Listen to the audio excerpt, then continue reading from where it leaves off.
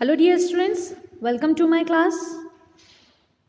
Today I will teach you or give you the explanation of one of the finest or the beautiful poem which is based on the story of the duck and the kangaroo. So the title of this poem is The Duck and the Kangaroo, which is written by the poet Edward Lear. Dear students, one thing I would like to inform you here, this is a humorous poem. So let's continue and we will come to know what happened in this poem between kangaroo and duck. Guys, here you can see that this is the kangaroo and this is duck. There is much difference between the size of both the creatures, as this is very big and this is too small. Let's continue.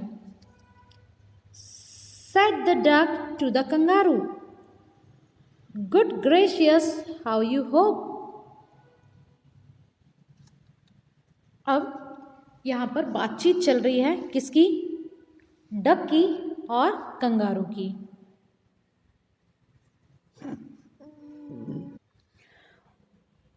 What the duck said to kangaroo? Good gracious, how you hope. बदक ने kangaroo की तारीफ करते हुए क्या कहा? वाह, तुम कैसे फुदक लेते हो.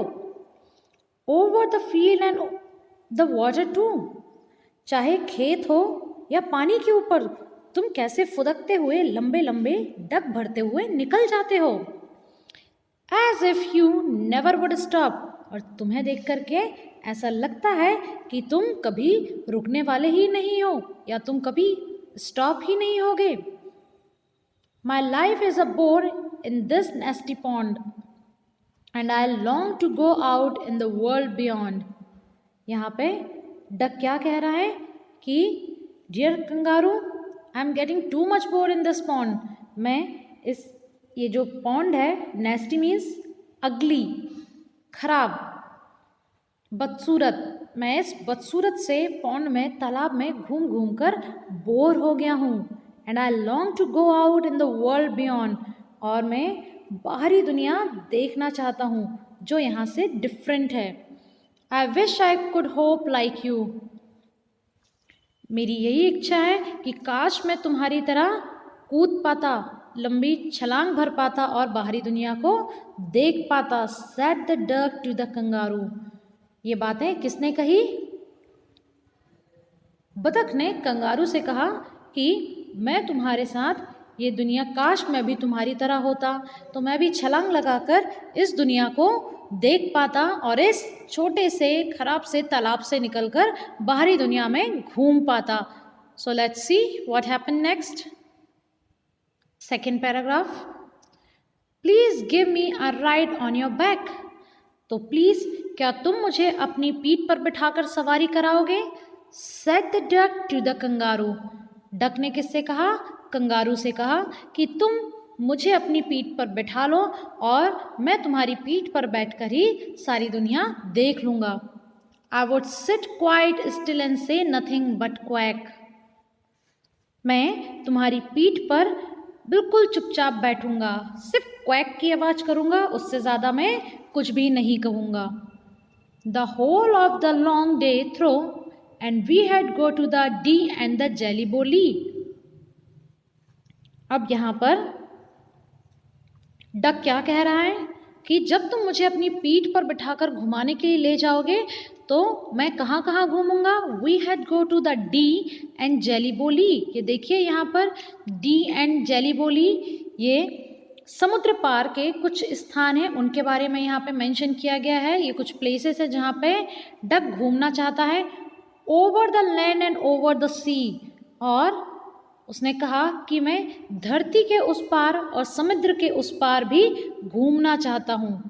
Please take me a ride O do. प्लीज़ मुझे बिठाकर अपनी पीठ में ले चलो. Said the duck to the kangaroo. ऐसा जो डक है वो कंगारू से कह रहा है. Dear students, in this picture you can imagine as both the creatures are talking to each other. Here we can see that it seems that the duck is requesting to the kangaroo, please give me a ride on your back so I would see the whole world. Now let's come to the next paragraph.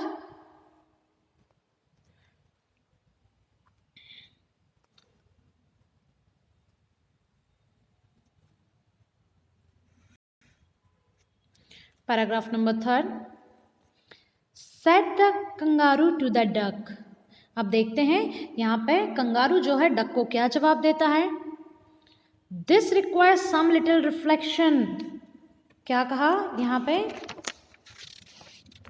जो kangaroo है उसने जवाब दिया कि इसमें थोड़ी सी reflection, it means चिंता करने वाली थोड़ी सी बात है. Perhaps on the whole it might bring me luck. और क्या कहा कि कुल मिलाकर तुम्हें अपनी पीठ पर बिठाने से मुझे ही लाभ होगा. And there seems but one objection. सब कुछ तो ठीक है लेकिन मुझे क्या है, एक ऑब्जेक्शन है, एक आपत्ति है. Which is if you will let me speak so bold your feet are unpleasantly wet and cold. क्या कहा उसने, which is if you will let me speak so bold. यदि मैं हिम्मत करके तुम्हारे सामने बोलूं तो मुझे ऑब्जेक्शन ये है कि your feet are unpleasantly wet and cold. तुम्हारे जो पैर हैं पूरी समय पानी में रहने की वजह से, अनप्लीजेंटली मतलब मुझे उन पैरों को देख करके खुशी नहीं होती है. और तुम्हारे पैर कैसे रहते हैं, wet and cold. Wet means गीले रहते हैं और पानी की वजह से बहुत ज़्यादा ठंडे रहते हैं. And would probably give me the rope. Mattis said the kangaroo. क्या कहा उसने, rheumatism said the kangaroo. Rheumatism means painful disorder of muscles and joints. जोड़ों में और मसल्स में गांठ पड़ने की वजह से जो दर्द हो जाता है उसे रूमेटिज्म कहते हैं. और यहाँ पर जो डक जो कंगारू है वो डक को समझा रहा है कि तुम्हारे पैर और तुम्हारा शरीर पूरी तरीके से गीले होने की वजह से यदि मैं तुम्हें अपनी पीठ पर बिठाकर ले जाता हूँ तो मुझे रूमेटिज्म, इट मीन्स गांठिया की बीमारी होने की संभावना है. बताओ मैं तुम्हें कैसे लेकर के चलूँ. चलिए देखते हैं नेक्स्ट पैराग्राफ में क्या कंगारू तैयार होता है डक को ले जाने के लिए या नहीं. Next paragraph guys, paragraph number 4.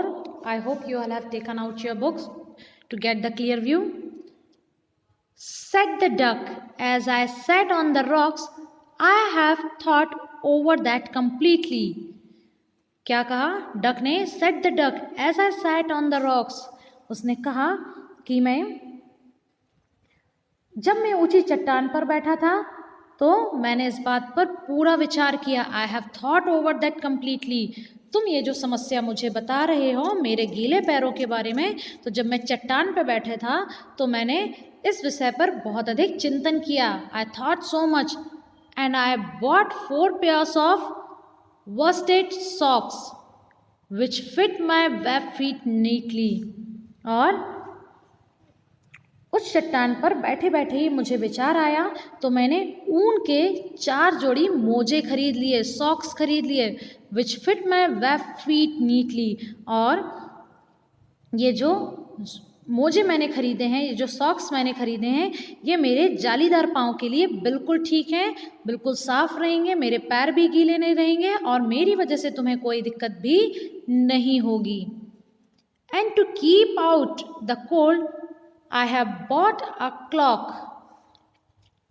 और सर्दी से बचने के लिए मैंने एक क्लॉक मीन्स एक बड़ा सा ऊनी कोट खरीदा हुआ है. And every day a cigar I will smoke. और ठंड के असर को कम करने के लिए मैं अपने साथ क्या रखूँगा, मैं अपने साथ एक सिगार रखूँगा, एक बड़ा सा सिगरेट रखूँगा और मैं उसे पीता रहूँगा. And to follow my own dear true love of a kangaroo.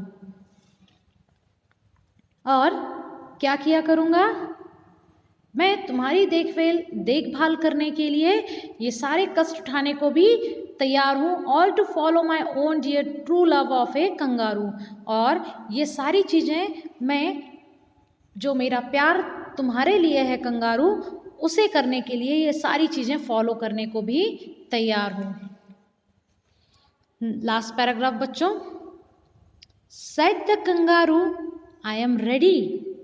अब देखिए यहाँ पर एट लास्ट कंगारू ने क्या रिप्लाई किया कि ठीक है, यदि तुम ये सारी चीज़ें करने के लिए तैयार हो तो मैं भी तुम्हें ये दुनिया को दिखाने के लिए तैयार हूँ। ऑल इन द मूनलाइट पेल। क्या कहा उसने कि मैं तुम्हें कब लेकर चलूँगा, जब इस संसार में क्या हो जाएगी, इस दुनिया में ऑल इन द मूनलाइट पेल, चांदनी रात में जब हल्का हल्का पीले रंग का प्रकाश दिखेगा तब हम घूमने के लिए निकलेंगे। But to balance me well dear duck sit steady and quite at the end of my tail. क्या कहा कि लेकिन तुम्हें बैलेंस बनाने के लिए, चूँकि मैं तो बहुत ज़ोरों से फुदकता हूँ, इसलिए जब मैं उछलूँगा तो तुम कहीं गिर ना जाओ, इसलिए मुझे बैलेंस बनाने के लिए तुम्हें बिना हिले डुले बैठना पड़ेगा। And quite at the end of my tail, और कहाँ बैठना होगा, तुम्हें मेरी जो पूँछ है उसके आखिरी हिस्से में बैठना होगा। Dear students, here you can see this is the kangaroo and there's a duck who is sitting at the end of the tail of the kangaroo. ये देखिए यहाँ पर कंगारू की पूँछ पर बतख पूरी तरीके से सेट हो गया है, बैठ गया है, and he is ready to see the another world and enjoy the happiness. So away they went with a hope and a bound, and they hoped the whole world 3 times round. और इस प्रकार वे छलांगे मारते हुए, फुदकते हुए, उछलते कूदते हुए आगे चले जाते हैं।